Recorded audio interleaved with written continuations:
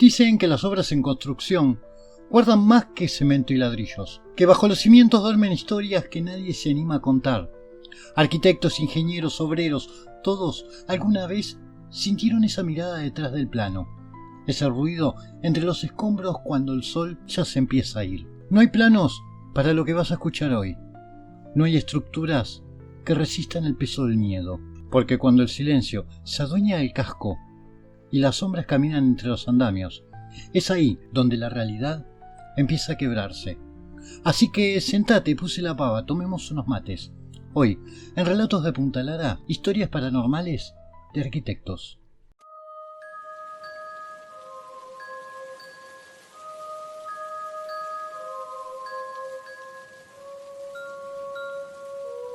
Bienvenidos, esto es Relatos de Punta Lara.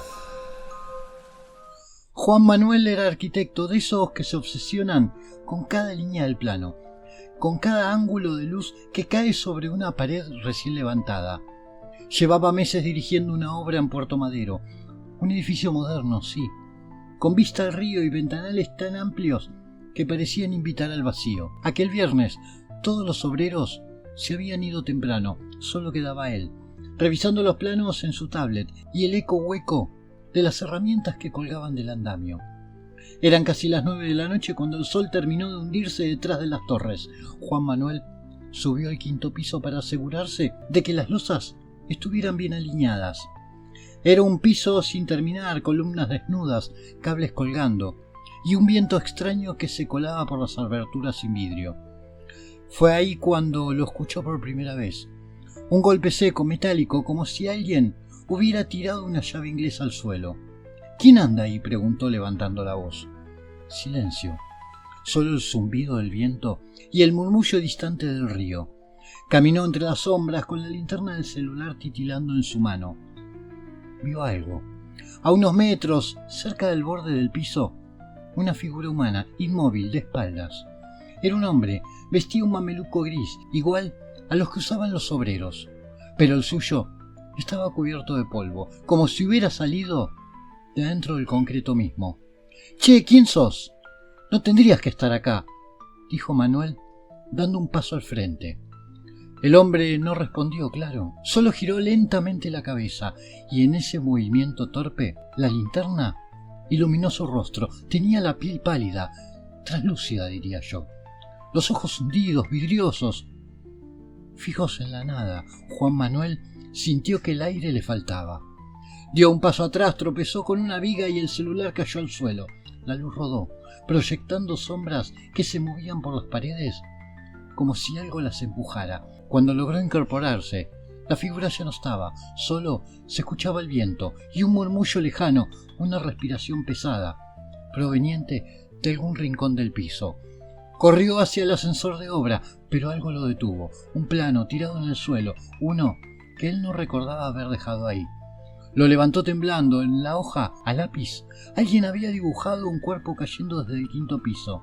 Y al lado, una fecha, 2017. Esa fecha la conocía. Fue el año en que un obrero cayó desde ese mismo piso, durante la primera etapa de la construcción.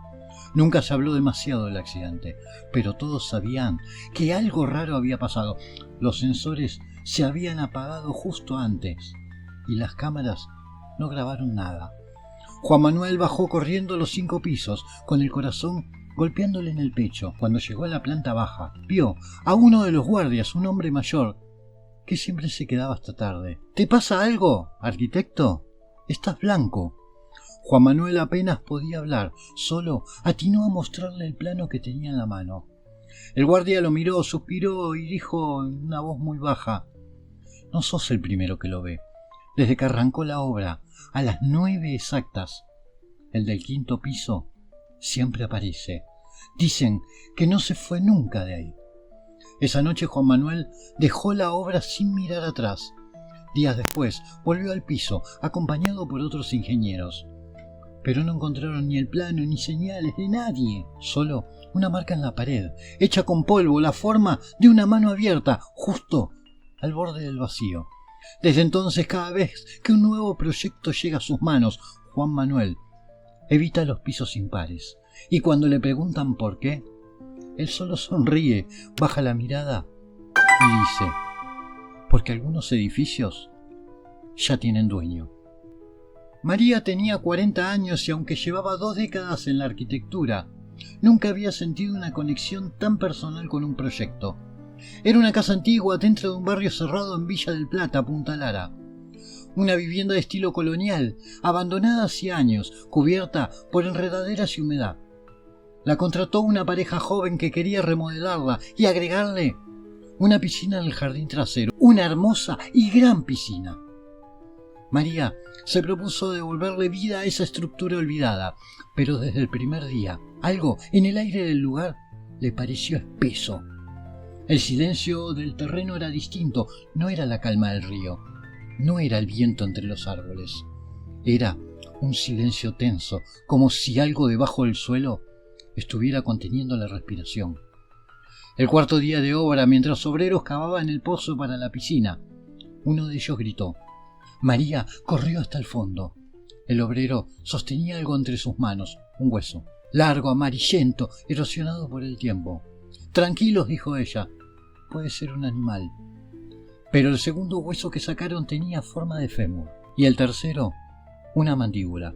Sí, acertaste, humana. Llamó a la policía, cumpliendo con el protocolo. Vinieron, revisaron el lugar y se fueron con una respuesta fría. Restos antiguos, posiblemente de un entierro indígena. Nada que impida continuar. Y la obra siguió, sí. Esa noche María soñó con la casa, pero no era la casa que conocía. Era una versión distinta, sin luces, con paredes agrietadas, el techo goteando. Y en el sueño, el agua de la piscina no era agua. Era un barro oscuro, espeso. Burbujeaba. Cuando se acercó al borde, vio los huesos flotando, moviéndose, chocando entre sí, como si buscaran salir a la superficie. Despertó con la garganta seca y el corazón acelerado. A la mañana siguiente, al llegar a la obra, vio algo que la dejó helada. En el pozo, que los obreros habían tapado con una lona, había huellas, como si alguien hubiese caminado descalzo sobre el barro húmedo. Pidió revisar las cámaras de seguridad del barrio, pero el guardia le dijo que justo esa zona no tenía cobertura. A partir de ese día empezó a notar cosas pequeñas. Los planos que había dejado sobre su escritorio aparecían movidos. Las líneas dibujadas con tinta se alteraban apenas, como si alguien hubiera pasado el dedo sobre el papel. Una noche repasaba las medidas frente a la computadora. Vio algo en la pantalla. El reflejo de una mujer detrás de ella. Se dio media vuelta. Nadie. María empezó a dudar de sí misma. Se volvió irritable, desconfiada, insomne. El ruido del taladro la ponía nerviosa. El sonido del agua goteando en el baño le resultaba insoportable. Hasta que un día, mientras los obreros almorzaban, bajó sola al fondo.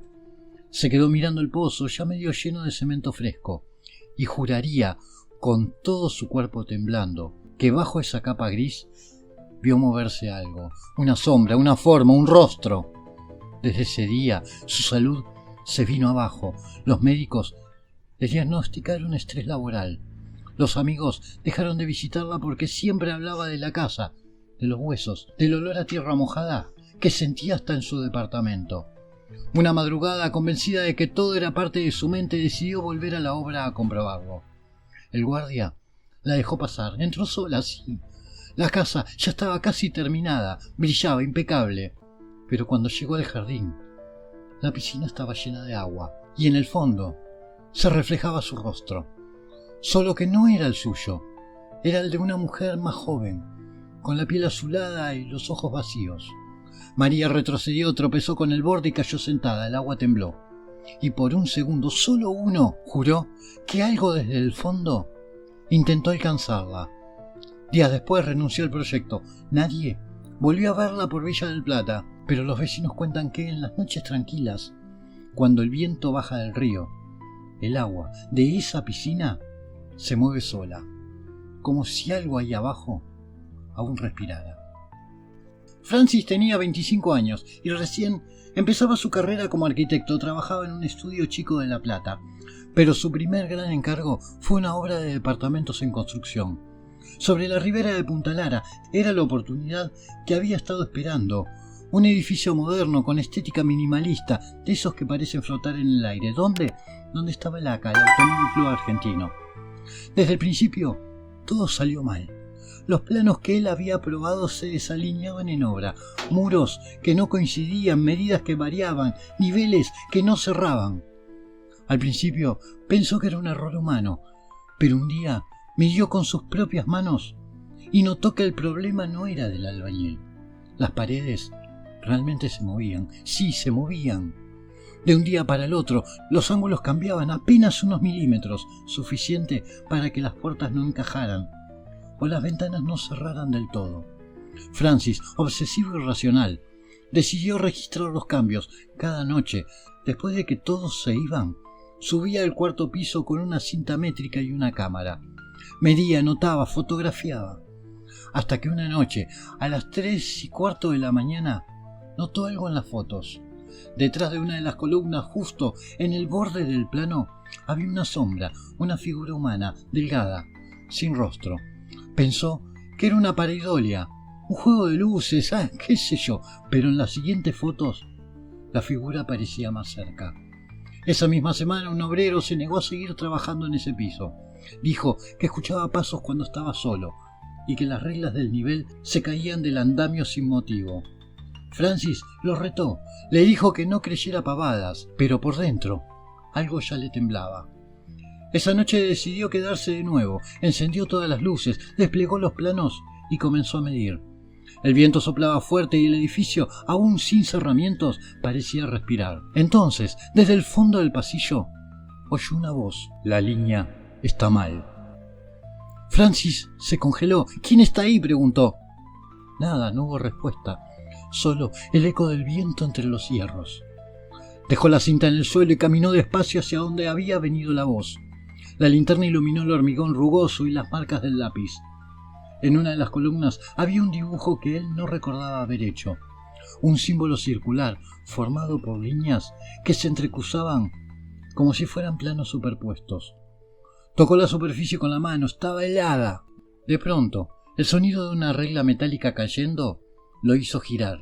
Al hacerlo, la linterna tembló y por un instante vio una silueta al final del pasillo.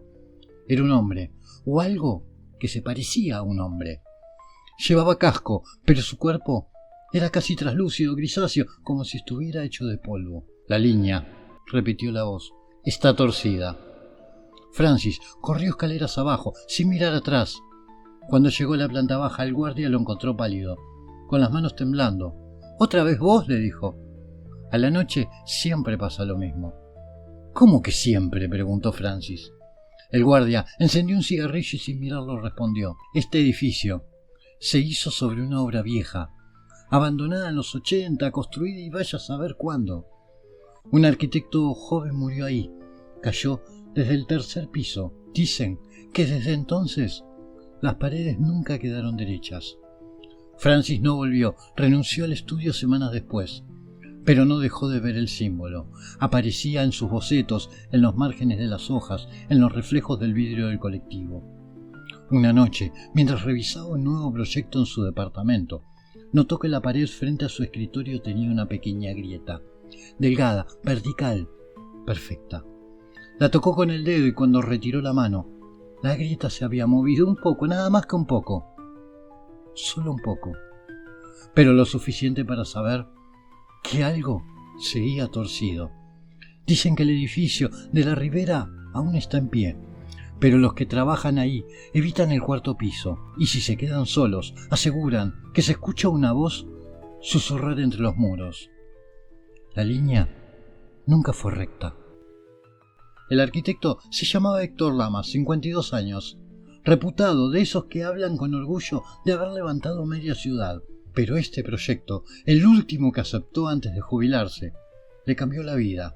Una capilla moderna, pequeña, encargada por una fundación privada en las afueras de Punta Lara. El terreno era extraño, plano, rodeado de álamos secos y con un silencio espeso que parecía absorber los sonidos. Le dijeron que antes ahí hubo un santuario viejo, demolido hacía décadas por problemas estructurales, construir sobre la arena y vaya a saber cuántas cosas más. Héctor lo vio como un desafío. Dibujó líneas limpias, simétricas, perfectas, un espacio de luz y concreto. Pero desde la primera excavación, las cosas se torcieron. Las máquinas se detenían sin motivo, las mediciones fallaban, los planos parecían cambiar solos. Cuando midió el eje principal, el corazón de la capilla, notó que sin importar cuántas veces corrigiera, el centro siempre se desviaba unos centímetros hacia el oeste. «Debe ser el terreno», le dijo al topógrafo. «No, jefe», respondió el hombre. «Es como si el suelo empujara». Esa noche, revisando los planos en su estudio, vio algo que no recordaba haber dibujado. Una línea curva, fina, como una grieta que atravesaba el eje de la capilla. Intentó borrarla, pero reaparecía cada vez que guardaba el archivo. Debe ser un fallo del programa, pensó, y sin embargo, al día siguiente, la grieta estaba también en el terreno. El hormigón se partía siempre en el mismo punto. Era como si algo debajo se resistiera a ser sellado. Uno de los albañiles, un hombre viejo del lugar, se negó a seguir. «Usted no entiende, arquitecto», le dijo antes de irse. «Esa tierra ya tiene dueño. Lo enterraron bajo el altar del viejo templo. El que lo saque lo despierta». Héctor no era supersticioso, pero esa noche soñó con la capilla terminada. Los bancos vacíos, el aire denso, el altar cubierto por polvo y una figura negra agazapada justo en el centro. Cuando se acercó, esa cosa abrió los ojos. Eran ojos humanos, sí, pero hundidos, como si no tuvieran vida. Despertó con el corazón acelerado y las manos manchadas de tierra. No recordaba haber salido de la cama durante los días siguientes. El ambiente en la obra se volvió insoportable. Herramientas que desaparecían, ruidos bajo el suelo, sombras que cruzaban los pasillos de cemento sin que nadie estuviera ahí. Héctor comenzó a hablar solo.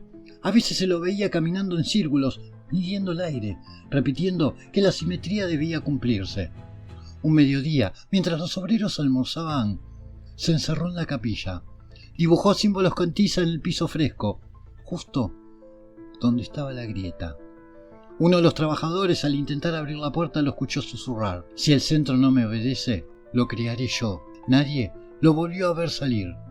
Cuando la policía llegó, la puerta estaba trancada desde adentro. Encontraron sus planos apilados sobre el altar, cada uno con una marca nueva, un círculo negro, siempre en el mismo lugar. Y la grieta, aquella que nunca pudieron cerrar, ahora se abría en forma de espiral, como si el suelo hubiera tragado algo. La fundación canceló el proyecto, taparon el terreno, sembraron césped, yo qué sé cuántas cosas hicieron, levantaron un muro.